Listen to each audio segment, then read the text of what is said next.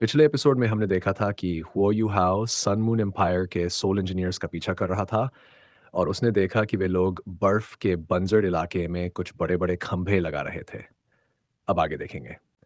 इसके बाद हुई ने देखा कि सन मून एम्पायर ने उन धातु के स्तंभों को नींव के रूप में इस्तेमाल करके उनके चारों ओर अजीब सी मशीनें खड़ी कर दी थीं। ये पहली बार था जब युहाओं ने ऐसी मशीनें देखी। वह नहीं जानता था कि ये क्या थीं। उनकी बनावट बेहद जटिल थी और उनमें से सोल पावर की हल्की हल्की लहरें फैल रही थीं। वे मशीनें बहुत उन्नत लग रही थीं। हालांकि युहाओ अपनी स्पिरिचुअल पावर से उनकी रचना को अपने मन में अंकित कर सकता था, लेकिन इसके लिए उसे थोड़ा और करीब जाना पड़ता। वह इस समय दुश्मन के सैन्य अड्डे से लगभग 5 किलोमीटर दूर था। इतनी दूरी पर वह सुरक्षित था, लेकिन अगर वह आगे बढ़ता तो पकड़ा जा सकता था। उसने मन ही मन सोचा, नहीं, रात को जाऊंगा, अंधेरे में बेहतर मौका मिलेगा। युहाओं को पूरा भरोसा था कि अगर वह इन सोल टूल्स के कोर फॉर्मेशंस देख सके तो वह यह समझ पाएगा कि सन मून एम्पायर आखिर करने क्या जा रहा है। और उसे थोड़ी राहत भी थी, क्योंकि यह सब किसी युद्ध की तैयारी जैसा नहीं लग रहा था। फीनिक्स सोल इंजीनियर लीजन का इरादा यहाँ कोई बड़ा सोल फॉर्मेशन बनाने का नहीं था। रात हुई। सन मून एम्पायर के सोल इंजीनियर्स 2 घंटे से काम करने के बाद अपने तंबुओं में लौट गए। एक्सट्रीम नॉर्थ की ठंड अब और भी बढ़ गई थी, इतनी कि कोई भी इंसान खुले में कुछ ही मिनटों में जम जाए। बर्फीली हवा चल रही थी, जिसमें उड़ती बर्फ के टुकड़े चाकू जैसे चुभ रहे थे। ऐसी सर्दी में सामान्य आदमी की त्वचा कुछ ही सेकंड में सूख जाती और फ्रॉस्ट बाइट हो जाता। युहाओं ने 2 घंटे और इंतजार किया। जब तक पूरा शिविर शांत नहीं हो गया, सभी सोल लैंप्स बुझ गए। फिर वह चुपचाप अंधेरे में निकल पड़ा। उसने अपना इमिटेशन सक्रिय किया और तेजी से आगे बढ़ा। 5 किलोमीटर की दूरी उसके लिए कुछ भी नहीं थी। थोड़ी ही देर में वह सैन्य अड्डे के करीब पहुंच गया। उसने पहले आसमान की जांच की। कहीं फिर से एरियल सर्वेलेंस सोल टूल्स न हो। अगर वे 500 मीटर की ऊंचाई पर होते तो वह वापस लौट जाता, लेकिन इस बार वे बहुत ऊपर थे। उन्होंने जमीन की ओर कोई जांच नहीं की हुई थी। युहाओं ने आसपास का क्षेत्र भी स्कैन किया। वहां कोई ऑसिलेशन डिटेक्टर या स्पिरिचुअल बैरियर नहीं था। अब वह निश्चिंत था। वह और पास पहुंचा और उन विशाल मशीनों को देखने लगा। वे धातु के स्तंभ और भी डरावने लगने लगे थे। उसने धीरे से एक को छुआ, अपनी स्पिरिचुअल पावर से महसूस किया। ये स्तंभ अलॉय से बने थे और इनमें कई दुर्लभ धातुएं मिली हुई थीं। हर एक की कीमत असाधारण थी।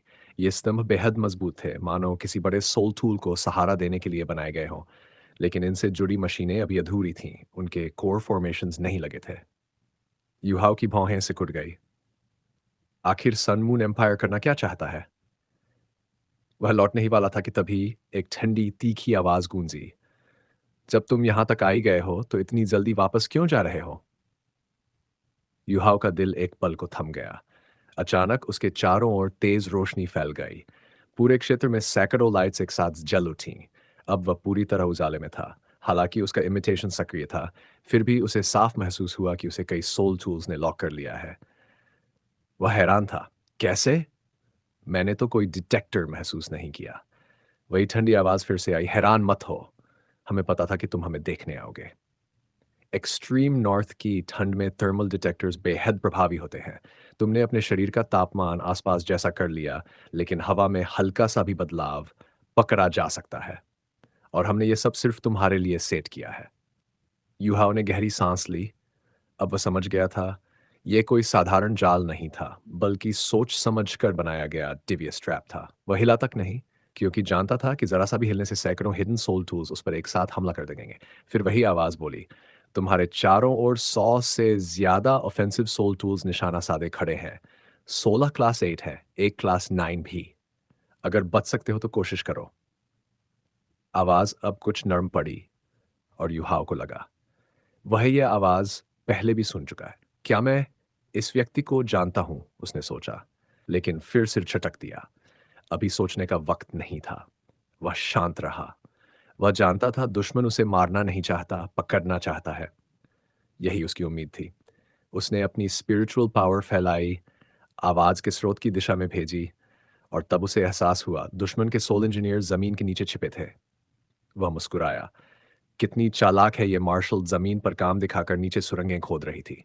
फिर उसने भारी आवाज में कहा, अगर मारना है तो मार दो, इतना बोलने से क्या होगा? महिला ने हंसते हुए जवाब दिया, मैं अनावश्यक मौत नहीं चाहती, आत्मसमर्पण कर दो तो तुम्हारी जान बख्श दी जाएगी। युहाओं ने शांत स्वर में कहा, अगर मैंने आत्मसमर्पण किया और तुमने फिर भी मार दिया तो?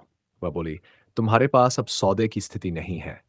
अगर भरोसा किया तो शायद बच जाओगे, नहीं किया तो मर जाओगे। समझदार इंसान रास्ता खुद चुनता है। युहाओं ने सोचा, उसे बस थोड़ा समय चाहिए था। महिला डिस्प्लेसमेंट सोल टूल का उपयोग कर रही थी और उसकी आवाज असली जगह से नहीं आ रही थी। थोड़ा सोचने दो, उसने कहा। वह बोली, ठीक है, लेकिन पहले अपना असली रूप दिखाओ। मैं देखना चाहती हूं कि जिसने मेरी फीनिक्स सोल इंजीनियर लीजन को इतनी क्षति पहुंचाई वह कौन है। ठीक है, युहाओ ने उत्तर दिया।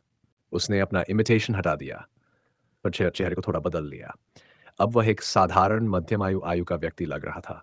तुरंत ही और भी कई सोल टूल्स ने उसे लॉक कर लिया। महिला की आवाज में निराशा झलकी। तो ये सोल स्किल थी, सोल टूल नहीं? युहा बोला, हाँ, ये सोल स्किल है। मैंने तो कभी नहीं सुना कि कोई सोल टूल किसी को छिपा सके। कुछ देर चुप्पी रही, फिर आवाज आई, ठीक है, चाहे सोल स्किल हो या सोल टूल, तुम्हारे पास एक ही रास्ता है। सन मून एम्पायर के प्रति समर्पण करो और हमारे साथ जुड़ जाओ। जीवन अनमोल है और ये दुनिया जल्द ही हमारे शासन में होगी। हो युहाओ व्यंग्य भरे लहजे में हंसते हुए बोला, क्या मेरे पास कोई विकल्प है? जो तुम कहो वही अंतिम है। तुम सही हो। मैं मानता हूं कि मैं मरना नहीं चाहता, लेकिन अगर मैं इतनी आसानी से आत्मसमर्पण कर दूं तो क्या तुम मुझ पर भरोसा करोगी?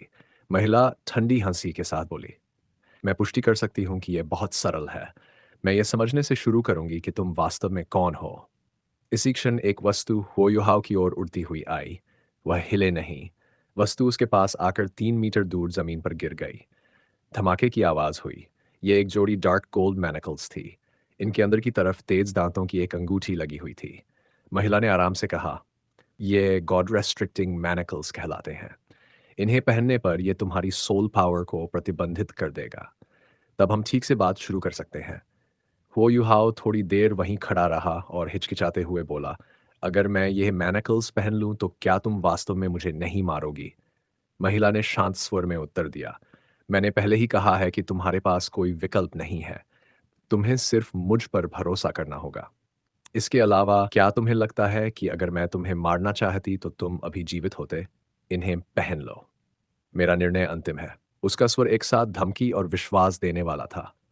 हुयुहा वहीं खड़ा रहा, उसका चेहरा बदलता रहा।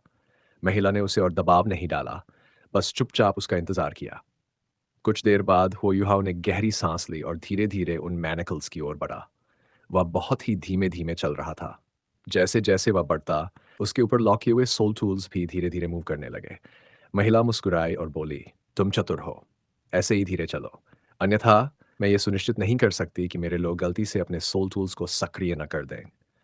होयुहाव सच में बहुत धीरे धीरे आगे बढ़ा। उसकी आंखों में हताशा और वीरानी थी। आखिरकार वह मैनिकल्स के सामने पहुंच गया। धीरे धीरे झुकते हुए उसने उन्हें पहनने का प्रयास किया। क्या मुझे सीधे इन्हें पहन लेना चाहिए? हो ने पूछा। हाँ, दोनों हाथों में महिला ने धैर्यपूर्वक कहा, ठीक है, मैं हार मानता हूँ। वो युहाव ने एक बार फिर गहरी सांस ली और गॉड रेस्ट्रिक्टिंग मैनिकल्स को अपने हाथों में बांध लिया। सभी सोल टूल्स अब भी उस पर लॉक थे, लेकिन हो युहाव की स्पिरिचुअल पावर बहुत संवेदनशील थी। जैसे ही उसने मैनिकल्स पहनने के लिए हाथ बढ़ाया, उसने महसूस किया कि सोल इंजीनियर्स थोड़ी राहत महसूस करने लगे। ये एक सामान्य मानव प्रतिक्रिया थी। किसी भी इंसान का ऐसा करना स्वाभाविक था, डिंगबाइज खासकर इतनी ठंड में।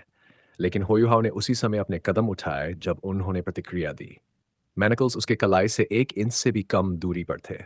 उसने तुरंत महसूस किया, एक ही कफ उसे पूरी तरह से प्रतिबंधित करने के लिए पर्याप्त था। उसे दोनों हाथों को बांधने की जरूरत नहीं थी। आखिरी पल में होयुहाव अचानक हिला। एक तेज रोशनी चमकी। होयुहाव तुरंत अपनी जगह बदल चुका था। जहां वह खड़ा था वहां अब एक बूढ़ी महिला थी, लगभग 70 वर्ष की, कंफ्यूज दिख रही थी। इस अचानक बदलाव से सारे सोल इंजीनियर्स चकित हो गए, क्योंकि उन्होंने पहले साफ तौर पर हुओयुहाव को लॉक किया था, लेकिन वह अब गायब था और उनकी लॉक इन भी टूट गई थी। कई सोल इंजीनियर्स ने बिना सोच के हमला कर दिया, लेकिन उनकी हमले बूढ़ी महिला के चारों ओर उठी एक प्रकाश की परत से रोक दिए गए। ये ठीक नहीं है कमांडर, बूढ़ी महिला ने चिल्लाया। आसपास के सोल इंजीनियर्स में अफरा तफरी मच गई। क्योंकि वे जानते थे कि ये महिला फीनिक्स सोल इंजीनियर लीजन की वाइस लीजन कमांडर थी, एक क्लास 9 सोल इंजीनियर। सैन्य व्यवस्था बदल गई। फिर एक तनावपूर्ण आवाज आई, मैं ठीक हूं, उसे पकड़ो, वह नकली है। बूढ़ी महिला ने हल्की मुस्कान दी। क्या अब वह सामने आ गई थी? फिर एक बार तेज रोशनी चमकी, बूढ़ी महिला गायब हो गई। उसकी जगह एक लंबी, मजबूत महिला आई, लगभग 40 वर्ष की। हाँ, ये सच था। पहले की बूढ़ी महिला खुद हुयुहाव था। उसने अपना स्पिरिचुअल इंटरफेरेंस इस्तेमाल किया, सभी लॉकन तोड़े और फिर अपना इमिटेशन बदलकर इस रूप में आ गया। उसके पास और कोई चारा नहीं था। वह दुश्मन की आवाज़ के असली स्रोत तक नहीं पहुंच पाया था।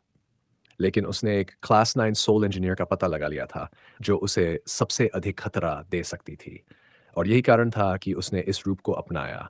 उसका उद्देश्य था दुश्मन की मार्शल को बाहर लाना। युहाओ ने अपने आई ऑफ डेस्टिनी को खोल दिया था और उसका सोल कोर तेजी से घूम रहा था। उसने अपनी सारी स्पिरिचुअल पावर का उपयोग किया और स्पिरिचुअल ब्लास्ट छोड़ दिया। एक शक्तिशाली स्पिरिचुअल ब्लास्ट ने 100 वर्ग मीटर के क्षेत्र में विस्फोट किया। सभी चारों तरफ के सोल इंजीनियर्स क्लास 7 और 7 रिंग थे, लेकिन उनकी ताकत युहाओ के ब्लास्ट के सामने कम थी। उसने इसे आई ऑफ डेस्टिनी के एनहेंसमेंट से और भी शक्तिशाली बना दिया था। उसने मौका गंवाने नहीं दिया। ब्लास्ट के साथ ही उसने अपना स्पिरिचुअल शॉक छोड़ दिया। एक रोज गोल्ड प्रकाश की किरण चमकी और गायब हो गई। महिला ने दर्द में कराहते हुए कदम पीछे लिया। उसके गले की माला टूट गई और उसकी स्पिरिचुअल बैरियर टूट गई। वह जमीन की ओर झुक गई, लेकिन युहाओ को परवाह नहीं थी। उसने तुरंत उसका गला पकड़ लिया, अपने बाएं हाथ से आइस एम्प्रेस फिंसर छोड़ दिया और साथ ही अपने दाहिने पैर से जमीन पर प्रहार कर स्टार एनीस ओमनी थ्रस्ट को। उसके हमले इतने अधिक आपस में जुड़े हुए थे कि वह किसी भी ऑक्सिलियरी टाइप सोल स्किल्स का प्रयोग नहीं कर पा रहा था। फिर भी उसका star anise omni thrust 200 metre से भी अधिक क्षेत्र में फैल गया था। ये एक्सट्रीम नॉर्थ की एक बर्फीली जगह थी, पूरी दुनिया का सबसे ठंडा इलाका। यहाँ सभी आइस टाइप एबिलिटीज बहुत अधिक शक्तिशाली हो जाती थी। हो युहाओ का मार्शल सोल अल्टीमेट आइस था, इसलिए यह स्पष्ट था कि यहाँ उसकी शक्तियाँ कई गुना बढ़ गई थीं। 3 मीटर लंबे और बाल्टी जितने मोटे बर्फ के नुकीले भाले चारों दिशाओं में निकलने लगे। ये भयंकर स्पाइक्स कई टेंट्स को चीर गए। जो सोल इंजीनियर्स सुरक्षात्मक सोल बैरियर से बचे थे, वे भी आकाश में उछल गए। कुछ कमजोर इंजीनियर्स तो सीधे इन स्पाइक से आर पार हो गए। अब होयुहाव के आसपास कोई भी सोल इंजीनियर नहीं बचा था। होयुहाव का बायां हाथ उस महिला की गर्दन पकड़ने ही वाला था कि अचानक उसके शरीर पर सुनहरी रोशनी की एक परत उभर आई। Invincible barrier. इस क्षण हुआयुहाओ सचमुच गाली देने को तैयार था। उसने लगातार अपने स्पिरिचुअल टाइप अटैक का इस्तेमाल इसलिए किया था ताकि दुश्मन बेहोश हो जाए और इनविंसिबल बैरियर जैसे कौशल का प्रयोग न कर सके। क्योंकि एक इनविंसिबल बैरियर 10 सेकंड से ज़्यादा तक चल सकता था, ऐसे में वह कुछ नहीं कर पाता। फिर भी उसे आगे बढ़ना ही था। उसने महिला पर हमला रोककर अपनी स्पिरिट आइज सक्रिय की। उसके शरीर से एक सफ़ेद आभा निकली। उसने अपने सोल कोर की शक्ति से मैस इनफीबलमेंट छोड़ा। ये कौशल चारों दिशाओं में फैल गया और लाल रोशनी के कई विस्फोट उठे। ये फायर टाइप अटैक था जिसमें फीनिक्स सोल इंजीनियर लीजन सबसे माहिर थी। होयुहाव ने आंखें सिकोड़कर मुट्ठी भींची। तेज धमाकों की गूंज फैल गई। विस्फोट उनके चारों ओर फैलते चले गए। लाल रोशनी तुरंत बर्फीले तूफान में समा गई। अब ऐसा लग रहा था मानो कोई भयानक हिम तूफान पूरी ताकत से रेजिंग हो गया हो। आसमान में बर्फ के टुकड़े नाच रहे थे और विस्फोट की शक्ति इतनी तीव्र थी कि एक टाइटल डोलुओ भी पास आने से डर जाए। उसी समय होयुहाव की आंखें गहरे नीले रंग की हो गई और उसके पीछे एक आकृति उभरी, स्नो एम्प्रेस, जो अपनी स्मृतियां और शक्ति दोनों वापस पा चुकी थी। स्नो एम्प्रेस ने कुछ नहीं कहा। वह चुपचाप होयुहाव के पीछे तैरने लगी। उसने एक हाथ आकाश की ओर और दूसरा भूमि की ओर किया। भयावह विस्फोटों का उन पर कोई असर नहीं हुआ। आसमान की बर्फ उसके नियंत्रण में बर्फीले तूफान में बदल गई। हुआयुहाओ ने अपना ice jade empress scorpion martial soul सक्रिय किया। उसके सातों सोल रिंग्स तेजी से चमक उठे। Snowy dance of ultimate ice. Snow empress की सहायता से इस कौशल का सबसे शक्तिशाली रूप प्रकट हुआ। उसी पल star Annie's mysterious ice grass उसके कंधे से उभर आया और नीली लहरें चारों ओर फैल गई। ये उसके अल्टीमेट आइस की शक्ति का प्रभाव था। Snowy dance of ultimate ice की ये शक्ति इतनी भयंकर थी कि हजारों मीटर तक का पूरा क्षेत्र इसकी चपेट में आ गया। लगभग पूरा सैन्य अड्डा इस ठंडे तूफान में समा गया। सभी सोल इंजीनियर्स ने अपनी पूरी ताकत झोंक दी, बस किसी तरह लिंक डिफेंसिव फॉर्मेशन बनाए रख सके। इस क्षेत्र के अंदर क्या हो रहा था, कोई भी नहीं देख पा रहा था। सभी की इंद्रियां, सभी सोल टूल्स और निगरानी प्रणाली पूरी तरह से निष्क्रिय हो चुकी थी। तभी वह महिला होश में आई। उसने पलटकर देखा। होयुहाव अब भी बूढ़ी औरत का रूप धारण किए था। जब उसने होयुहाव के 7 सोल रिंग्स देखे तो वह हैरान रह गई। ये कौन से रंग हैं? 7 में से 4 तो किसी सामान्य रंग योजना में आते ही नहीं, और बाकी 3 तो 100,000 ईयर सोल रिंग्स हैं। क्या ये सच में कोई सोल मास्टर है? वह उसे देखती रह गई। वो युहाव भी उस पर पूरा बल छोड़ने ही वाला था, लेकिन उसे देखकर ठिठक गया। वह दंग रह गया। जुजी उसके गले से शब्द निकलते निकलते रुक गए। उसने कभी नहीं सोचा था कि यह चालाक मार्शल वास्तव में जूजी होगी। वही जूजी जिसे उसने बहुत समय से नहीं देखा था। सैन्य वर्दी में जूजी बेहद आकर्षक लग रही थी। उसकी चमकदार त्वचा अब भी उतनी ही निर्मल थी, और उसकी बड़ी बड़ी खूबसूरत आंखें अविश्वास में हो युहाव पर टिकी थीं। दोनों एक दूसरे को देखते रह गए, दोनों के चेहरों पर एक जैसा अविश्वास। तुम कौन हो? जूजी ने स्तब्ध होकर पूछा, जब उसने सुना कि सामने वाला उसका नाम ले रहा था। हुयुहाव ने अपनी इमिटेशन हटाई। उसके चेहरे पर कड़वी मुस्कान आई। जूजी ने अविश्वास से अपने होंठों पर हाथ रख लिया। हुयुहाव ने कभी नहीं सोचा था कि उसका दुश्मन वही निकलेगी, और जूजी ने भी नहीं सोचा था कि जिसने उसकी फीनिक्स सोल इंजीनियर लीजन को बर्बाद कर दिया, वह व्यक्ति हुयुहाव ही होगा। तुम तुम ये तुम कैसे हो सकते हो?